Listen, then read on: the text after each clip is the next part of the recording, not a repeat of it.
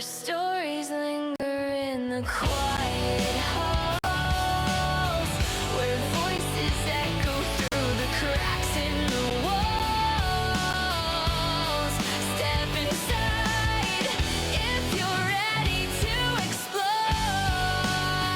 This is the place you've been looking for.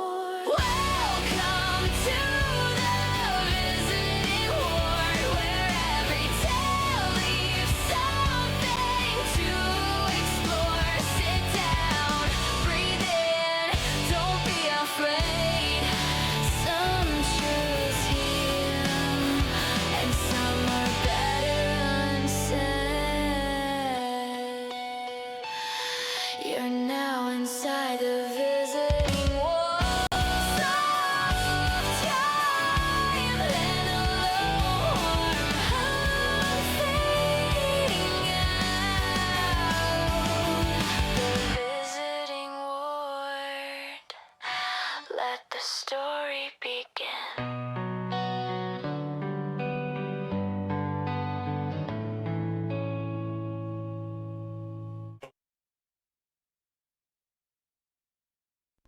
Welcome back, everybody. Welcome to the podcast.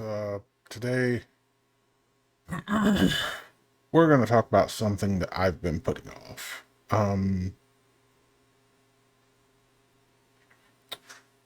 When goodbye hurts, coping with the loss of a pet.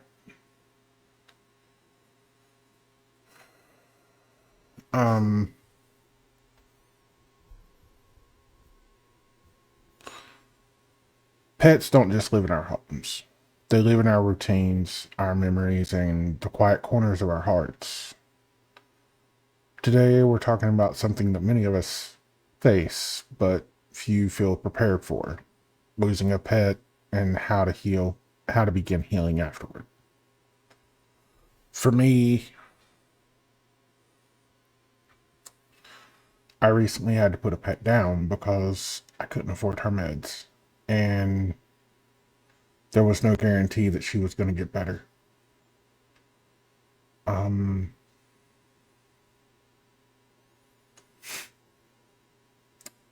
Pets are family members. They're not just animals, they provide unconditional love and daily companionship. Our lives are built around them: walks, feeding time, cuddles, greetings at the door. Many people underestimate this grief because society sometimes treats pet loss as a less serious, but emotionally it can be just as intense as losing a person.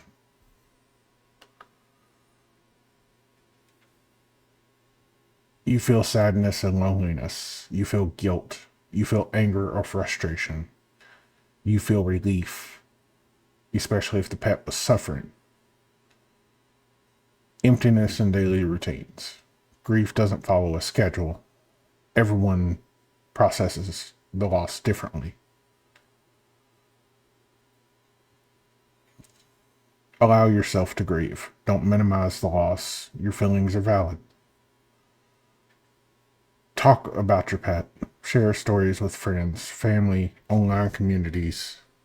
Create a memorial, a photo frame. Planting a tree, memory box, tattoo, or artwork. Keep a memory ritual. Light a candle, visit their favorite walking spot, or celebrate their gotcha day. Seek support. Pet loss hotlines and grief groups exist specifically for this kind of loss. There is no timeline for getting another pet. A new pet is not a replacement. Sometimes adopting again can be a way of honoring the love your pet taught you. Love for one pet doesn't limit the love we can give another. Our hearts grow larger, not smaller. What's your pet's name? What was your favorite memory with them? What was one thing they taught you? My pet's name was Tuxedo. She was a cat. My favorite memory was whenever she was shortly after she was born. I would sit on an ottoman and she would sleep between my legs. She taught me that being a person is harder than being a pet. She taught me that even the smallest things have compassion. The hardest part about loving a pet is saying goodbye. But the joy, loyalty, and love they gave us never truly leave. They live on in stories we tell, the lessons they taught us, and the love they helped grow inside of us.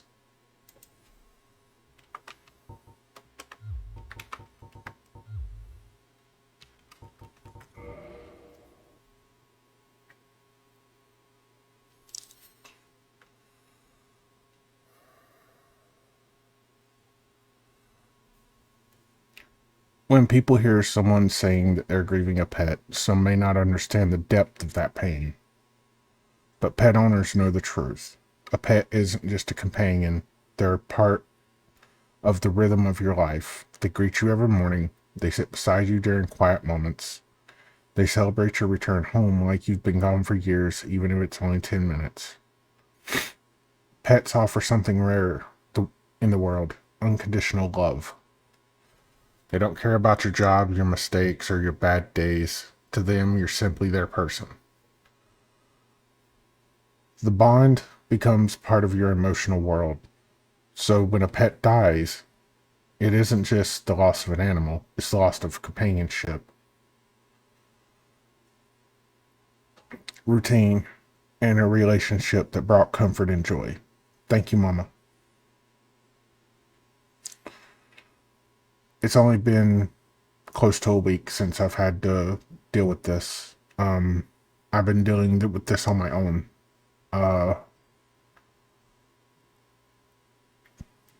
It happened shortly after. It happened shortly after we got our tax money back. We scheduled an appointment. The vet said that she had hypothyroid, which could lead to kidney damage if not treated, and no telling how long she had had it. So there was no telling how much kidney damage had been done.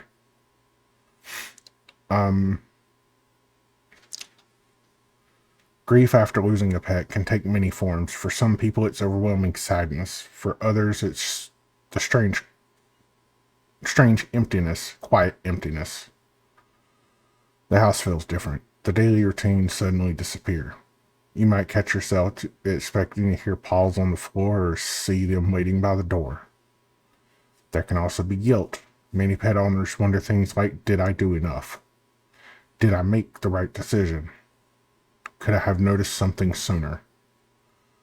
These thoughts are incredibly common, especially with pets that pass from illness or when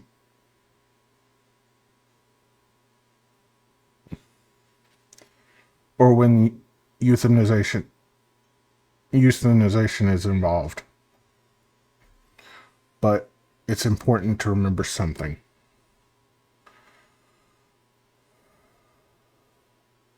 Choosing comfort for a suffering pet is not failure. It's one of the hardest, most compassionate decisions a person can ever make. Some people even experience relief, especially if their pet had been struggling with pain or illness. And that feeling can be confusing, but it's completely normal. Grief is rarely simple. It's a mix of love, memory, sadness, and sometimes even gratitude. So how do we begin to heal after losing a pet? The first step is to allow yourself to grieve. Sometimes society treats pet loss as something small. But if your pet was a part of your daily life, your grief is real and valid. Give yourself permission to feel it. Another powerful way to cope is by sharing memories. Talk about your pet with friends or family. Tell the funny stories. Remember the strange habits they had. Maybe they stole socks. Maybe they barked at absolutely nothing. Maybe they had that one favorite toy they carried everywhere with them. Those memories keep their spirit alive in a way. Creating a memorial can also help. Some people frame photos, plant trees, or keep small memory boxes with a collar or a tag. Others create art, write letters, or light a candle on special days. These rituals don't erase pain, but they transform grief into remembrance. And sometimes, talking to others who have experienced pet loss can be incredibly comforting. You quickly realize you're not alone in feeling this way. Eventually, many people face a difficult decision. Should I get another pet? There's no right timeline. Some people wait years, others feel ready much sooner, and both are okay. A new pet is not a replacement, it's a new relationship, a new story. The love you have for your previous pet doesn't disappear. In fact, many people say that opening your heart to another animal is one way to honor your love for the love your pet gave you. They taught you how to care, how to bond, and how powerful the connection can be.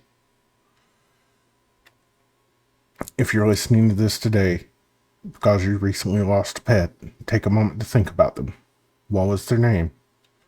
What was the thing they did that always made you smile?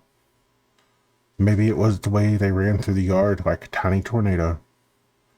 Maybe it was how they curled up beside you when you were having a rough day.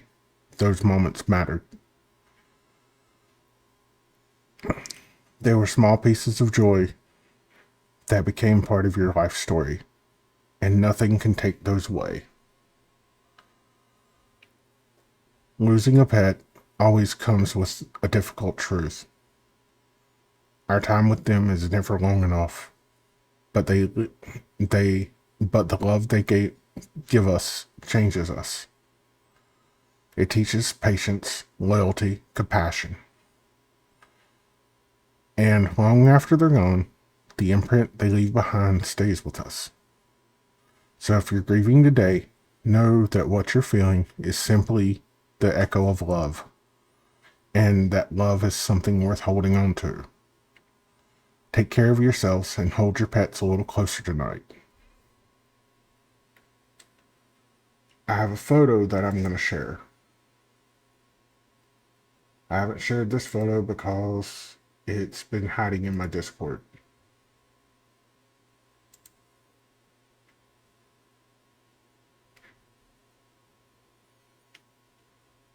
We're going to put it in here.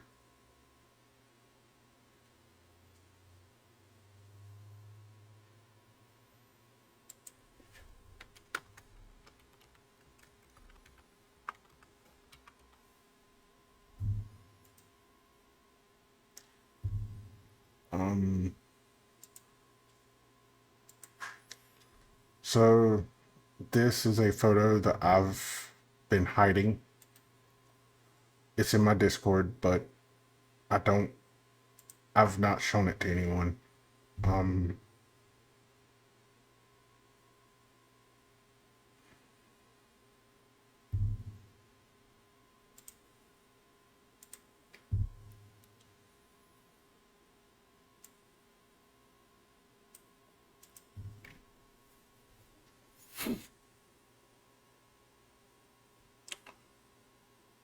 I love and miss that cat.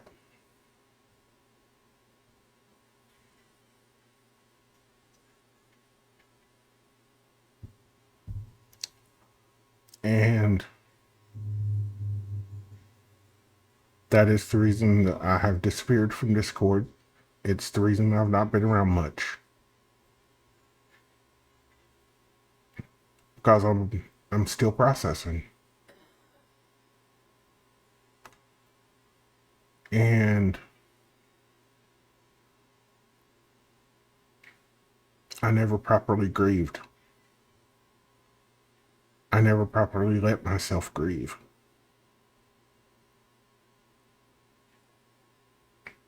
I just kind of shoved it away to keep me from feeling, to keep me from showing emotion, to keep me from wanting to do what I'm doing right now.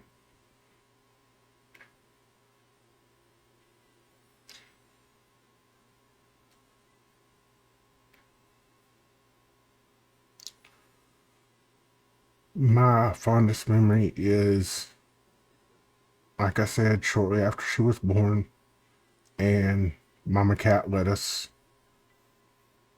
handle them. When she got old enough, she would come out and curl up on in between my legs, and she would go to sleep. She'd be on the edge of the ottoman. She'd basically be at my crotch, and she would go to sleep.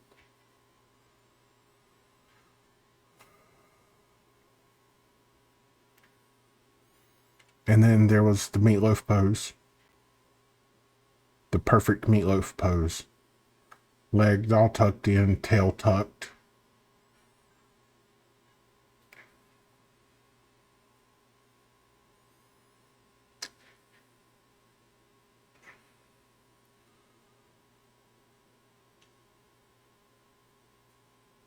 I wasn't sure how to deal with this.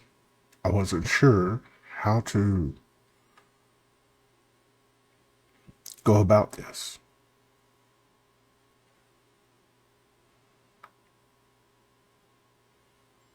And it still hurts. It's been almost a month and it still hurts.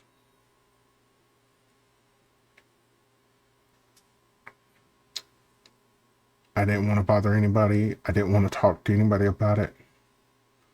I just wanted to be left alone. So I posted in my Discord that I was going to disappear for a while. 2 weeks to be exact.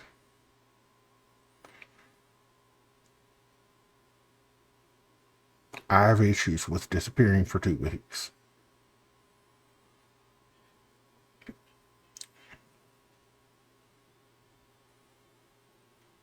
But this is what I've been going through.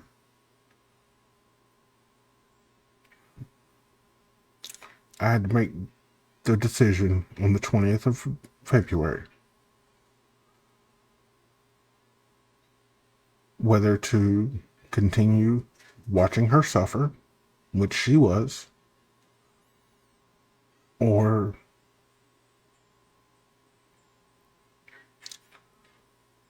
sending her to be with her dog brother, sick.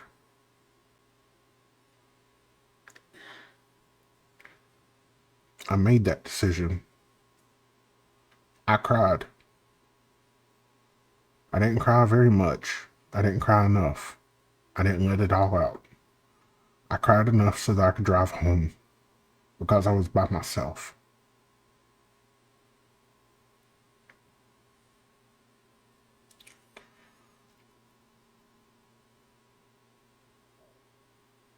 There were offers made to me for someone to come with me. I declined it.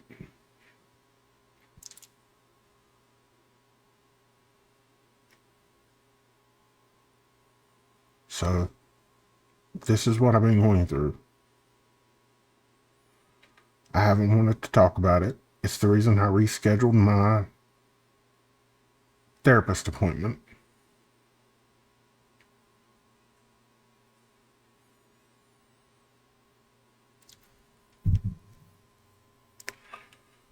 But thank you guys for coming in and listening. Thank you guys for being there. I'm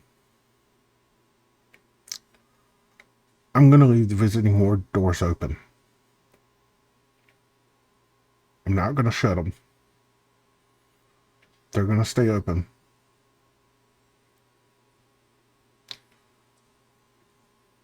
if you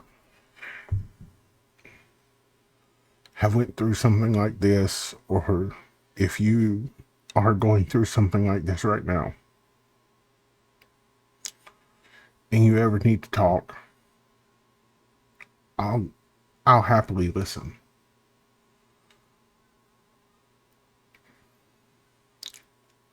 But thank you for listening to the Visiting Ward.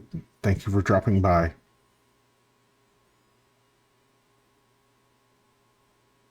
And I'll see you guys next time. Good night, everyone.